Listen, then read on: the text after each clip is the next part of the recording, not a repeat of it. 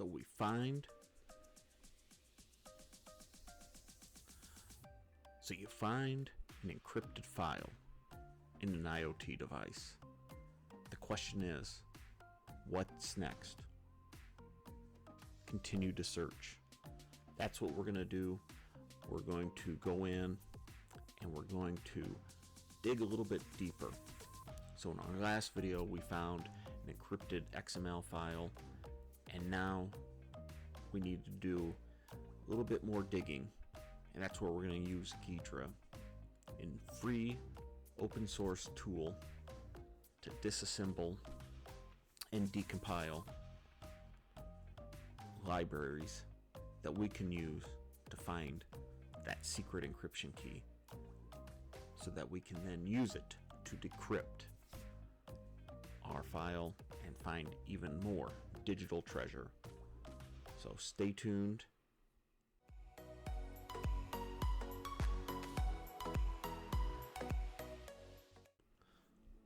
Alright, welcome back.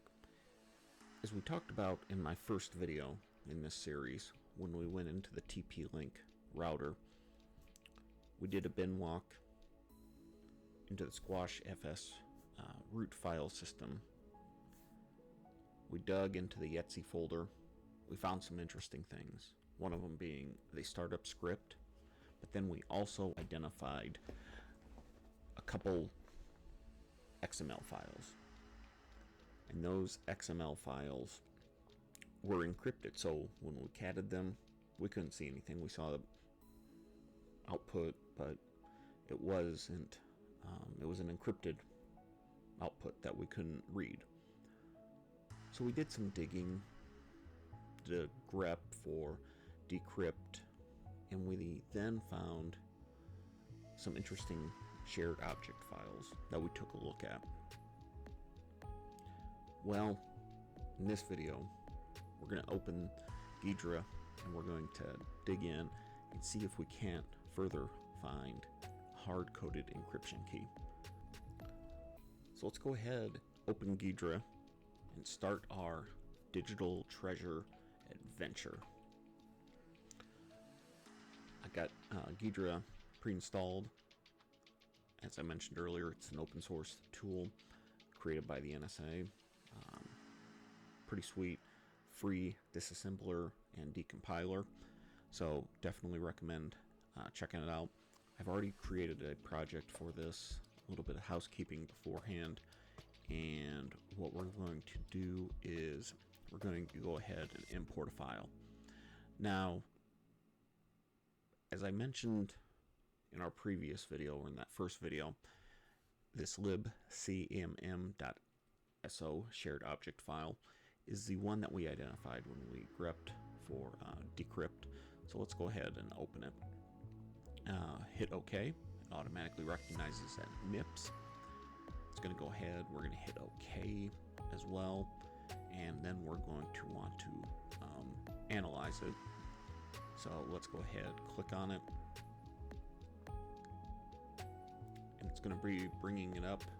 Has not been analyzed. Would you like to analyze it? Yes, of course we would. So yes, let's go ahead, and all these default options are fine. Just going to resize this just a little bit so that we can see our code browser view. So what we have right here is our disassembler, and then the decompiler function on this left hand side. So it's slowly but surely going through and analyzing all these. So let me go ahead and do some searching. I'm going to select functions, and we're going to go ahead and search for Decrypt.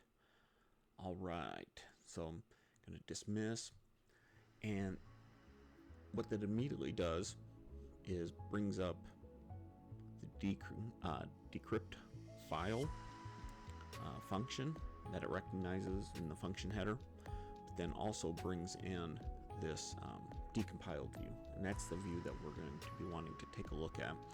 And what I'm immediately recognizing right here, and of course not so much of what these no, I don't want to go to that symbol right now. because we found what we were looking for. So we decrypt. Not so much interested in these, what's bringing in right now. But what's interesting here is, okay, this mem copy. So we're taking a look, and we got basically an address, some data address that's going to be interesting here.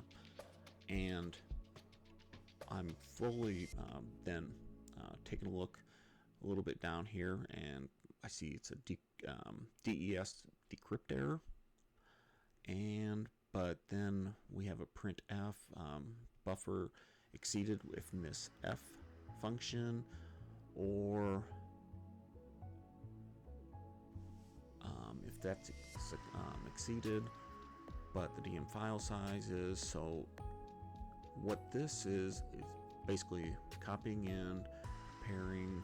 So let's click on this and see what this data is actually representing. And interestingly enough, this appears to be hard-coded encryption key in hex. So we have 47, 8D, 85, 0F, F9, E3, D2, CB. We all see it right down the line. And each of those bytes appears to be 1 byte of the encryption decryption key. And so immediately, that is something that we're going to have to tell ourselves we're going to test. So what we had to do then is, and I've done a little bit of homework already beforehand, but what I'm going to show you here is we can actually give this a test to see if we can use this key to decrypt using OpenSSL.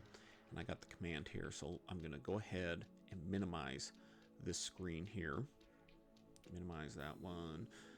We'll go ahead and save it because we might need something a little bit later in a future video. So I'm going to switch over to my firmware directory. I'm going to go to my encrypted files. ls. Let me actually clear here, and ls again. So what I did is I copied these files that were in the root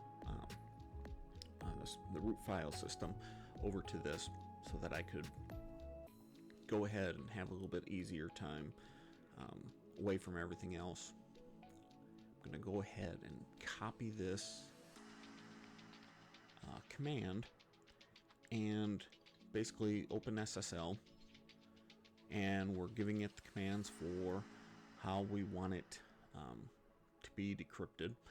This is that key that we got from Ghidra, and giving it the file name. So let's go ahead, and as we see, we have a decrypted file. So that was the key that was used to encrypt it, and conversely, we can use it to decrypt it. So actually, we're taking a look here. We can go ahead and see that the default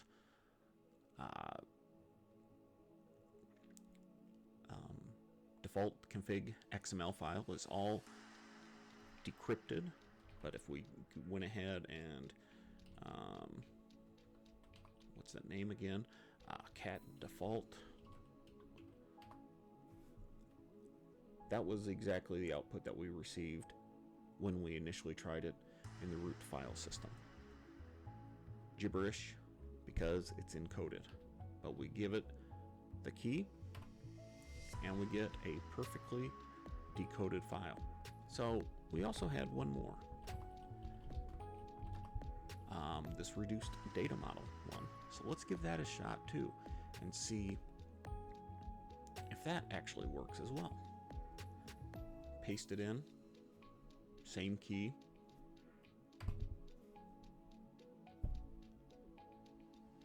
A decrypted XML file.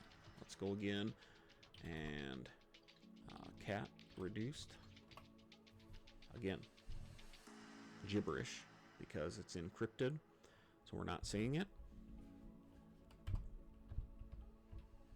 open SSL, and we get a decrypted file. So we can plainly read the output. So this is why it's bad practice to include static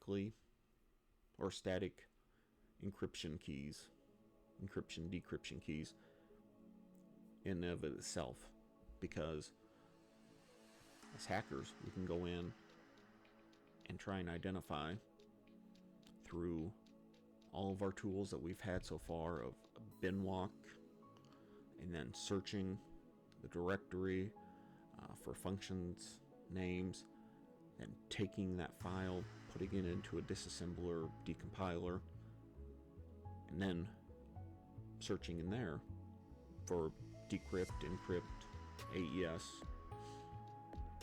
find the static key, and then pull it out, and then we can find and use those encrypted, read those encrypted files. Thanks for joining. We'll see you in the next video.